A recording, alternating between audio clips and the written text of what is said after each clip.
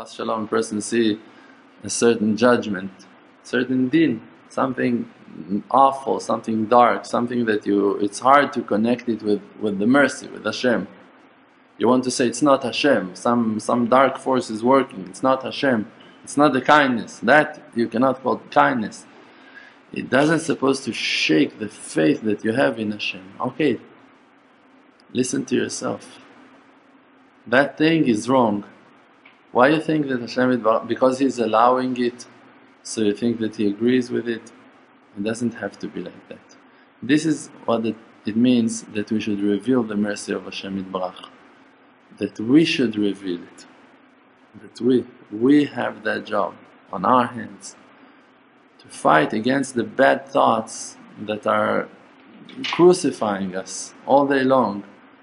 Chas shalom, to believe that there's something wrong, that there are bad things, that bad things can happen, that we're not allowed to cooperate with those thoughts. We need to say, now it's time, chas shalom, of judgments. There are dinim, but it's not the will of Hashem at all. It's not what Hashem wants. To say that that's the will of Hashem, it's very far from the truth. It's true. You cannot say that a father that punished his son now didn't choose to punish him. He did. But you can also not say that it's his will. A father can decide to do things that are going to look bad, and he also going to feel bad with doing them to his son, out of his loving kindness to his son, but he will not going to like it. There was one story on a person that I told you that thing, that a person that he went off the way of tshuva, of being religious, and he came one day to his father and he asked his father, how can it be that Hashem let the Holocaust happen? So his father, that was a very righteous man, he started to cry. So he immediately apologized, I'm sorry father for questioning on Hashem, even though he was questioning, he had questions. But he didn't want it to upset his father too much. That was also too bad for him that he already upset him. So he apologized, I'm sorry that I was questioning on Hashem. So I told him, I cannot understand how you can ask that question at all. So I told him why. He said there was a surgery that must to happen, and now you blame the doctor for cutting that organ and saving the life of the person by doing that surgery, and you're blaming him now on being cruel, on being vicious. So no one is saying that we can understand that. No one. But in the eyes of the tzaddikim, Hashem Yitbarach is always good.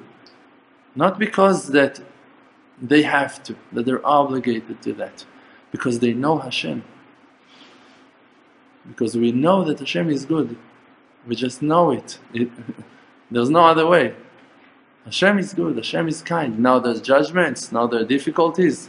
Okay, it doesn't shake the stability of faith in Hashem. Okay, now it's time of darkness, you cannot see. Also in the middle of the night it's not the day.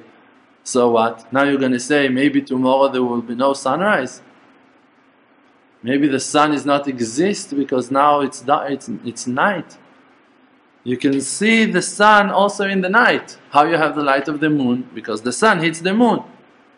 So many, how the temperature in the night is warm because of the sun is working also at night. Everything, the sun haven't disappeared because you cannot see it.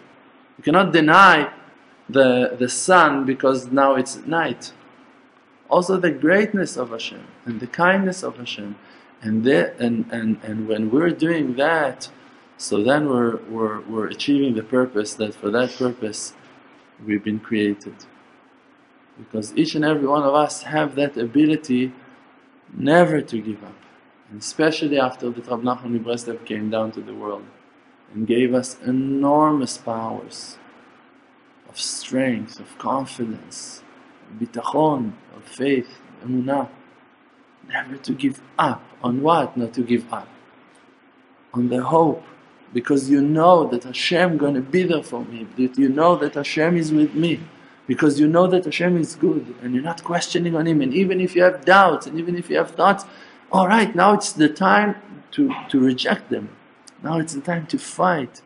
It's just a temporary world that in this world, in this period of time, we have a mission. What's the mission? The mission is only not to forget the Creator, to remember that it's all Him, never to fall in the trap of all of those coverings, of all of those husks.